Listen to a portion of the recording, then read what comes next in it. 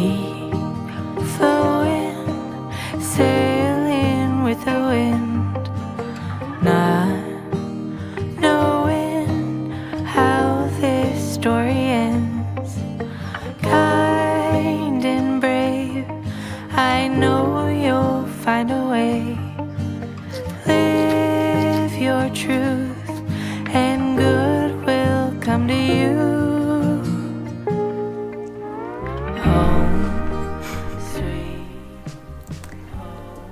I don't even know how to start this video.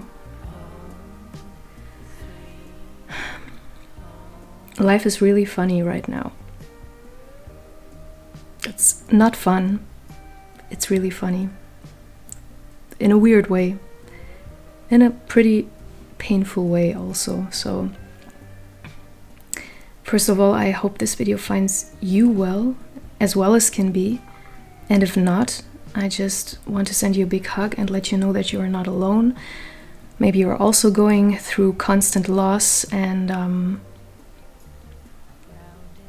feel totally exhausted because of it. So, welcome to the club.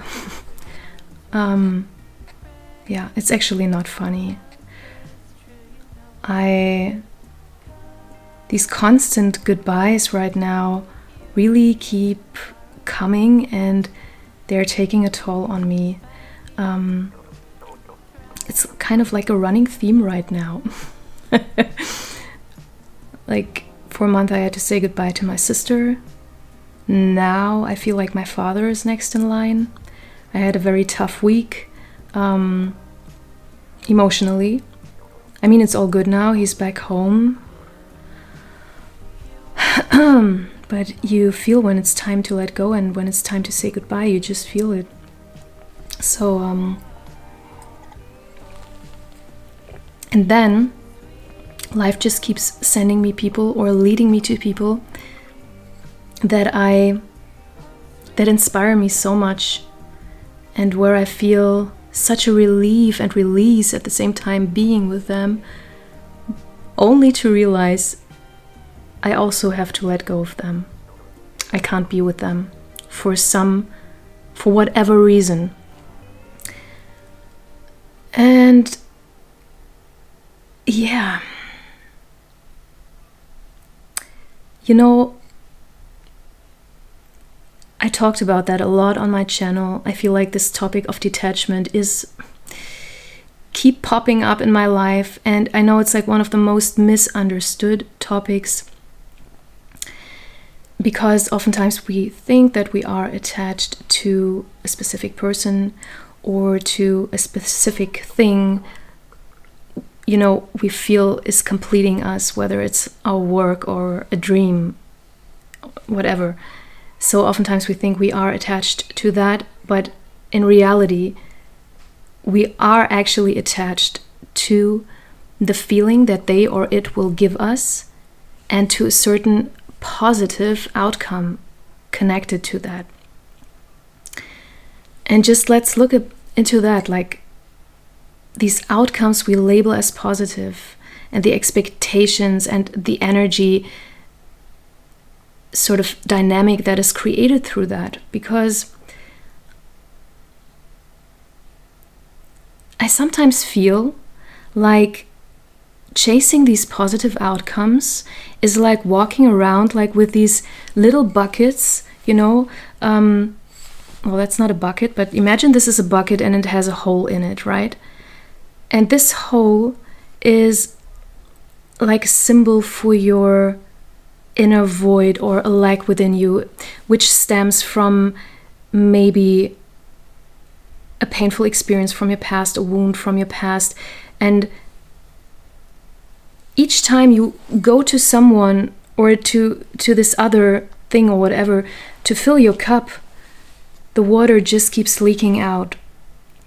So we give, we seek, we chase, and then we get something, you know, we feel fulfilled like for a little moment, but actually the water keeps leaking out, so we feel kind of drained and exhausted over and over again, and we feel like we're really in this vicious cycle. Sometimes we don't even realize it, and we're just blindly like on autopilot chasing like for these positive outcomes, which is actually a label that is kind of absurd. And I feel it's also a means to balance out something we label as negative within us, unconsciously oftentimes.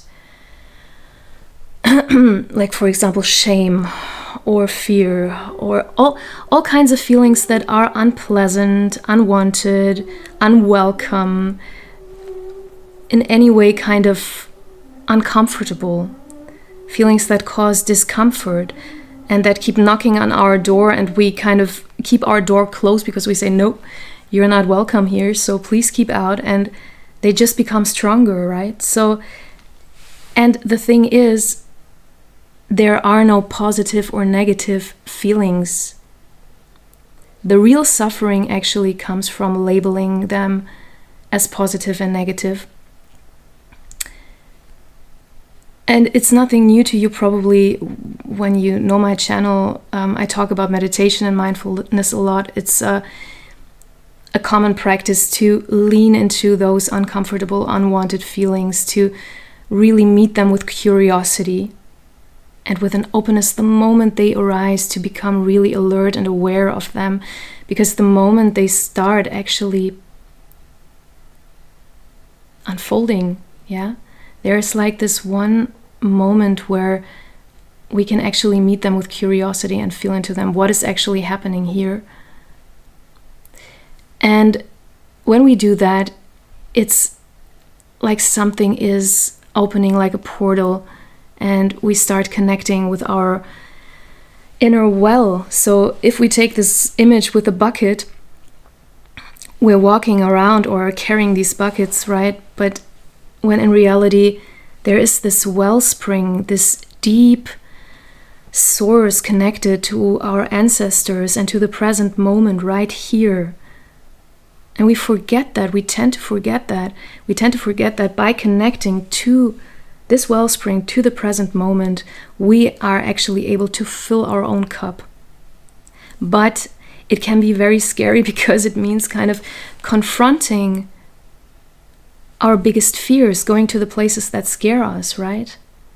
Pema Chodron, I can recommend you highly. So, but again, it's much easier to go to these positive outcomes, right? To have like our quick dopamine rush, quick fulfillment, or maybe also delayed gratification. Everything that has to do with our ego, it kind of creates this illusion of safety, right? We're in control. So if we're just kind of getting everything done, like making our career, being successful, or having this perfect love life, this happy ever after, it can be fine, it can be all good, if it's not there kind of to compensate for an inner lack we haven't confronted, for a wound that hasn't been healed. Because if that's the case, we will stay in this vicious cycle. So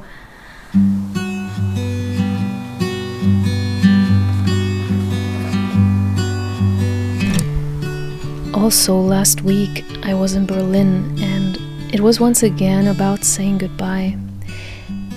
Because I had to say goodbye to the little garden where we spent our last summers, which is a place that belongs to a friend of ours, and she's giving it away now, and it really saddens me. And being there was bittersweet, but I'm very grateful I got to say goodbye one last time. And also then there's Berlin itself. It's not the same city for me anymore since my sister is gone, because it holds another weight right now. Like every time I walk down the streets, every corner reminds me of her, and also of her dream of becoming healthy again. And it's a dream that didn't work out. And last year, like around at this time in summer, I made a video where I talked about failed dreams, actually, right in this garden, like about the moments when we hold a certain image in our heads of how the future is supposed to look, and it just doesn't work out that way. When dreams just don't come true, and I feel that's very much connected to the topic I'm reflecting on right now, like letting go of outcomes, detaching of outcomes. Because when those imagined outcomes come from a place of lack, from negative beliefs like I'm not good enough, I need this thing, this dream, or this person to finally make me feel whole, then we're actually sending our energy outward. And if we return to the image of the bucket, the energy just leaks right through it. So every time we think that way, we're actually sending energy down our old neural pathways of those negative beliefs. We're reinforcing them. We're directing energy away from our center.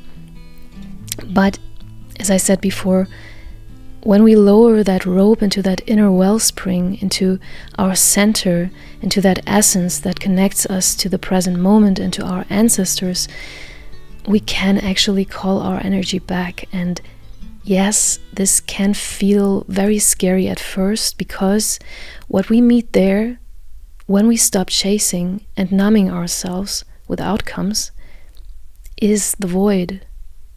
That uncomfortable emptiness we've been running from. But the void isn't the enemy. It's the doorway. It's the very place where healing begins. So I would like to read this card to you, maybe see if it speaks to you. It's called The Void, Ether. And I need new glasses. Okay. Ether, the void, liminal, darkness, destiny. The void is a mystical riddle in and of itself. It cannot be understood by means of alchemy, chemistry, science, or spirituality. It astounds the most adept seeker and humbles the philosopher.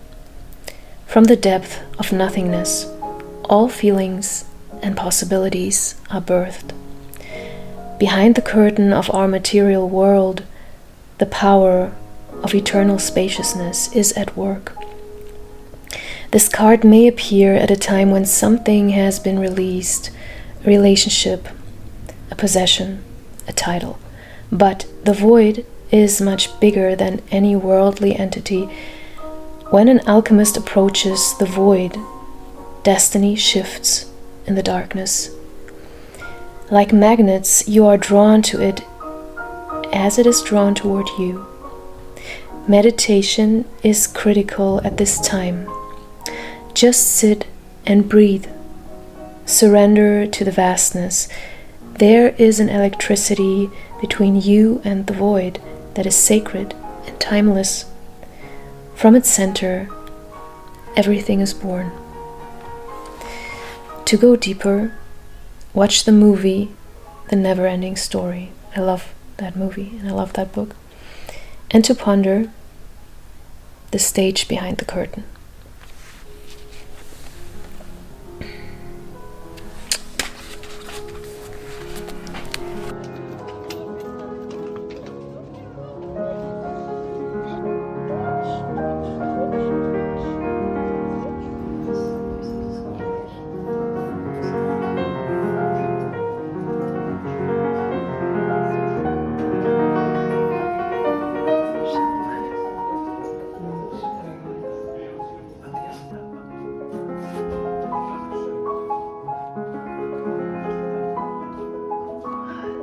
Nicht toll?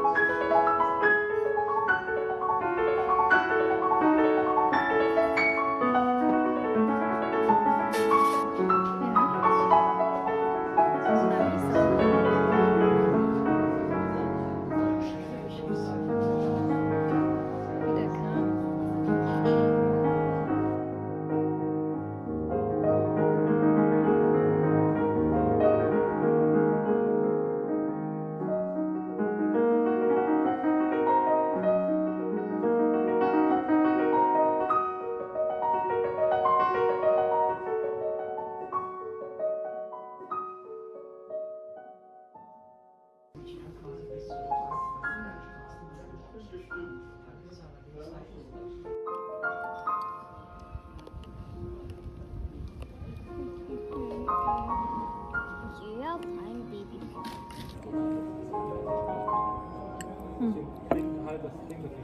Schmeckt denn dein Haselnusseis?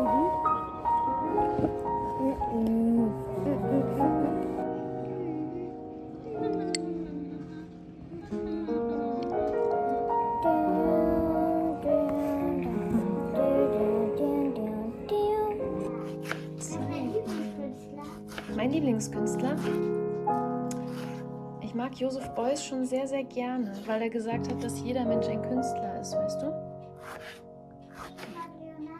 Du magst Leonardo da Vinci am liebsten. Warum denn?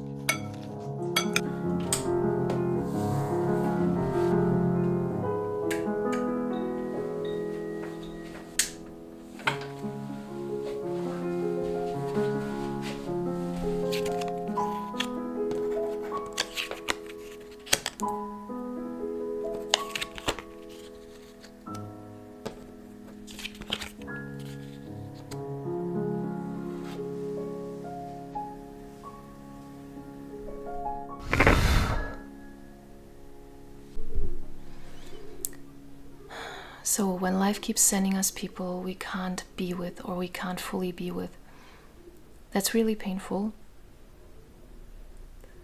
But I truly believe it's not to punish us. I truly believe it is to remind us that we can't expect other people to fill that void inside of us. And we also need to understand where that void comes from and what it actually means. Also, we need to realize that the relationships and the connections we feel drawn to as adults are oftentimes echoes from the ones that we've learned in the past. So when, for example, our emotional needs were never truly met, we might end up in the same connections, relationships, where the same patterns repeat over and over again. Not because it is what we want, but because it's what feels most familiar and safe, also for our nervous system, ironically.